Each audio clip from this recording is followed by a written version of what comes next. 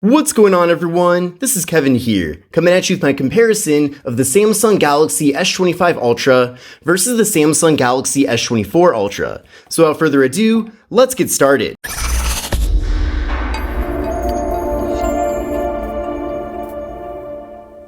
So this is the brand new Samsung Galaxy S25 Ultra, and this is last year's Galaxy S24 Ultra. Now, of course, this is the best of the best that Samsung has to offer, hence why these phones are called Ultra. Now, going from the S24 Ultra to the S25 Ultra has really been more of an evolution rather than a complete redesign, and you'll especially notice that as I get further on here into the video. Now, the biggest difference definitely has to be the visual changes of these two phones. As you probably noticed, the S25 Ultra is a bit more rounded compared to the very boxy S24 Ultra. And especially when it comes to the corners here, the corners are certainly a bit more rounded. Of course, there are other phones with much more rounded corners than this, but here with the S24 Ultra, these corners are especially squared off. So I feel like Samsung actually picked a very good middle ground here. I personally actually really like the squared boxy look here of the phone with the S24 Ultra. But at the same time, I feel like they gave it kind of the best of both worlds. They didn't go too far like Google did with the Pixel 9 Pro, in my opinion. That phone has really rounded corners. Same thing for the iPhone. I think those corners are way too rounded as well. But what they did here with the S25 Ultra actually looks really nice, and it does actually make the phone more comfortable to hold in the hand compared to the S24 Ultra, which isn't quite as comfortable. Now, in addition to that, the display here with the S25 Ultra is actually a bit larger at 6.9 inches compared to 6.8 inches with the S24 Ultra. So even though the display here is bigger, the bezels are actually smaller, and you can see when holding the two phones side by side here, the S25 Ultra actually is a little bit smaller, it appears, maybe a millimeter smaller. So basically the phone is no bigger, but the display is actually slightly larger. Now, both phones actually have the same display technology. They both have dynamic LTPO AMOLED 2X displays. They look excellent. We're getting great viewing angles as well. Also very bright displays here with these devices. So I'm definitely a big fan of that display technology. And then both phones do feature 120Hz displays. So these are very fast refresh rates here with these devices, definitely giving you a very smooth experience when using them. Now, the actual display resolution here is 1440p, so nice and crisp and clear, definitely a big fan of that. We're also getting a PPI of 498 with the S25 Ultra compared to a slightly higher PPI due to the smaller display of 505 PPI with the S24 Ultra. But overall, there's really not much of a difference when it comes to that. Now, both phones do feature 19.5:9 aspect ratios, so a more narrow but taller form factor, but due to the smaller bezels here with the S25 Ultra, this phone does have a 92.5% screen-to-body ratio versus 88.5% here with the S24 Ultra. Another commonality with these two devices is that both of them do have the front-facing cameras located up top there in the hole punches, and then with both phones, the front-facing cameras are 12 megapixels.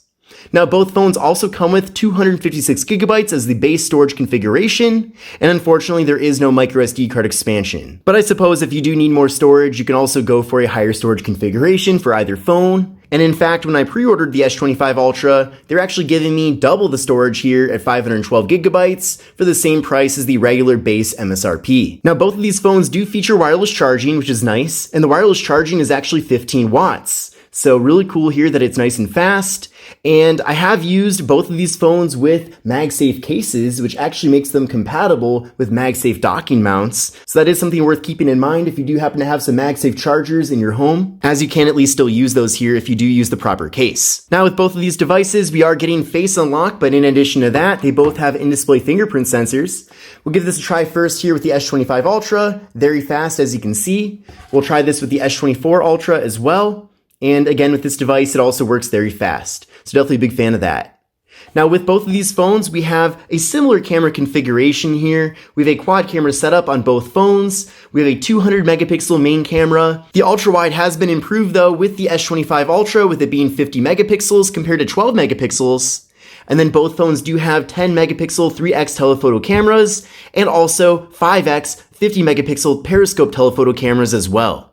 So you really are getting the full suite of cameras and abilities with both of these devices, which is certainly a great thing. Now, as you probably noticed, the S24 Ultra has yet to be updated to Samsung's One UI 7, so because of that, we're still getting the old camera app here, but I'm expecting that update to roll out very shortly to this device, and then once that happens, you will be getting the same camera interface that we're getting here with the S25 Ultra. But here's how things look with both phones here with the main cameras. Then from there, we can go over to 0.6 to switch over to the ultra wide cameras. Then from there, we can then go over to the 3x camera for the first telephoto camera. We can also zoom in further at 5x as well.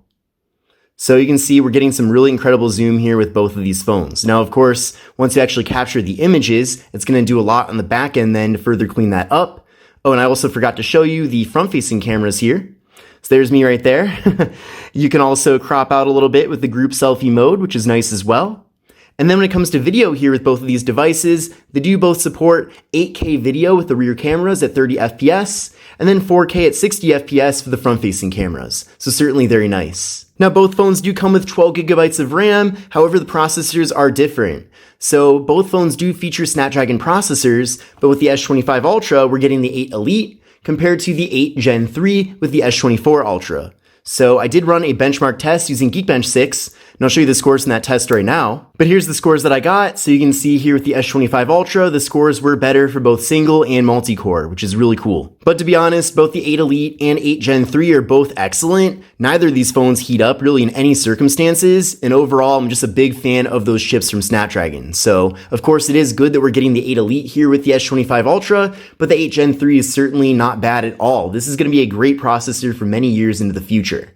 Now, both phones do feature 5,000 milliamp hour internal batteries, along with 45 watt fast charging. Certainly not the best out there, at least compared to other flagships such as the OnePlus 13, but 45 watts on its own still is pretty good. And then both phones do feature NFC for Samsung Pay, so that's certainly nice if that is a feature that you find yourself using. Now, the biggest downgrade though with the S25 Ultra definitely has to be the S Pen. So this time around, they have unfortunately removed Bluetooth. Now, at first glance, that might not seem like a big deal, but there are certain features that you typically would find with the older S Pen that you're not getting this time around. So let me show you. So I'm going to take the S Pen out of the S24 Ultra right now, and they actually visibly look very similar. However, you can't actually put the old S Pen into the new phone. It doesn't fully fit. But let me show you the actual settings here. So we're going to go to search. I'm going to type in Air Actions, and then I'm going to go to the same S Pen menu here on my S25 Ultra. I'll just go to S Pen and I'll go there. And then here's the difference. So Air Actions is a feature that's not present on the S25 Ultra, but we found it, of course, here with the S24 Ultra and other predecessor devices. So if you're not familiar with Air Actions, basically you can do different functions such as using the S Pen as a camera shutter button. You can also control certain apps. You can also do different media controls as well. You can also do anywhere actions. So if those are things that you didn't find yourself using, then I suppose it's not a big deal, but just know that those features are not present here with the S25 Ultra. And then to take a closer look at the hardware of the two phones, again, I like both devices. They both feel very high quality, but there are certainly some differences. So not only are the front panels here different because the S24 Ultra is boxier, but also the actual frame of the S25 Ultra is boxier, whereas it's more curved here with the S24 Ultra. So we're really getting opposites on both devices. Other than that though, of course, the camera modules look pretty much the same. We are getting these rings on the outside of the S25 Ultra, which some people like, some people don't. On the left side of both phones, we have nothing on either one. We do have an antenna here with the S25 Ultra, but that's it. On the right side, we have volume up, volume down, and the power button. Up top here, we have the noise canceling microphone.